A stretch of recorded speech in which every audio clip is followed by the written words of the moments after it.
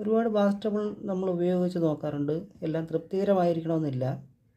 പക്ഷേ അതിങ്ങനെ ഞാൻ പുതിയതായിട്ട് ഡിസൈൻ ചെയ്ത ഒരു ബാസ്റ്റബിൾ സർക്യൂട്ടാണിത്.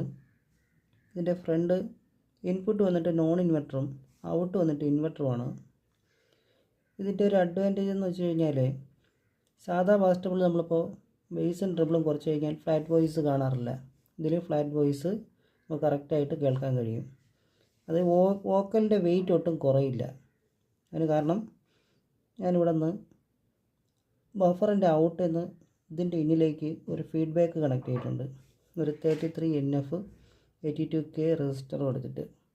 അതുകൊണ്ടാണ് ആ ഫീഡ്ബാക്ക് വോയിസ് അങ്ങനെ നിലനിൽക്കുന്നത്. അത് മാത്രമല്ല ഇതിന് വേറൊരു പ്രത്യേകതയുണ്ട്. ഇതിൻ്റെ ഫ്രണ്ട് ഇൻപുട്ട് ബഫർ നോൺ ഇൻവെർട്ടറാണ്.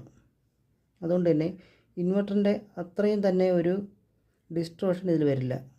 പക്ക ഒരു ക്ലാരിറ്റി ആയിരിക്കും. ഇതൊന്ന് പരീക്ഷിച്ച് നോക്കുക. അതാണ് സർക്യൂട്ട്. അടുത്തൊരു വീഡിയോ കാണുന്നവരെ എല്ലാവർക്കും നമസ്കാരം.